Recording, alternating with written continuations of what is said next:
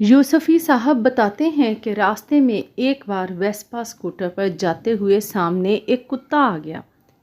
اس کو بچانے کے چکر میں کنٹرول کھو بیٹھا اور میں اسکوٹر سمیت سڑک کی بغل والے نالے میں گر گیا۔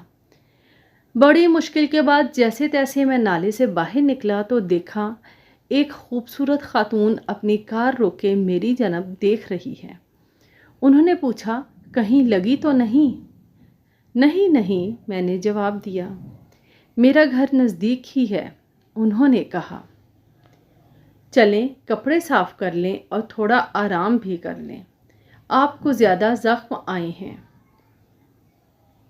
اگر چیک ہو جائے گا تو زیادہ اچھا ہے، پتہ چل جائے گا کہ زیادہ زخم آئے ہیں یا نہیں۔ میں نے جواب دیا، آپ کا بہت شکریہ، میں ضرور آپ کے ساتھ چلتا، لیکن میری بیوی ناراض ہو جائے گی۔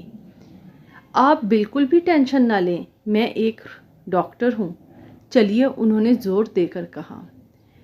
میں دیکھنا چاہتی ہوں کہ کہیں آپ کو فریکچر تو نہیں ہوا ہے۔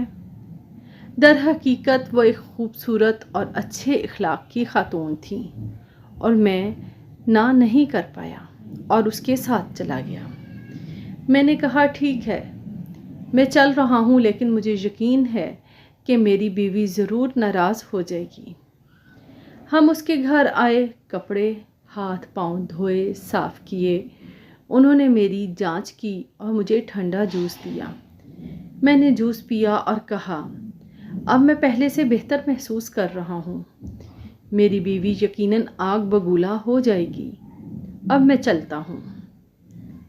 انہوں نے مسکراتے ہوئے کہا، رک جائیے، آپ کی بیوی کو کچھ بھی پتہ نہیں چلے گا، وہ تو گھر پر بیٹھی ہوگی نا؟ نہیں، شاید وہ ابھی بھی اسی نالے میں ہی ہوگی۔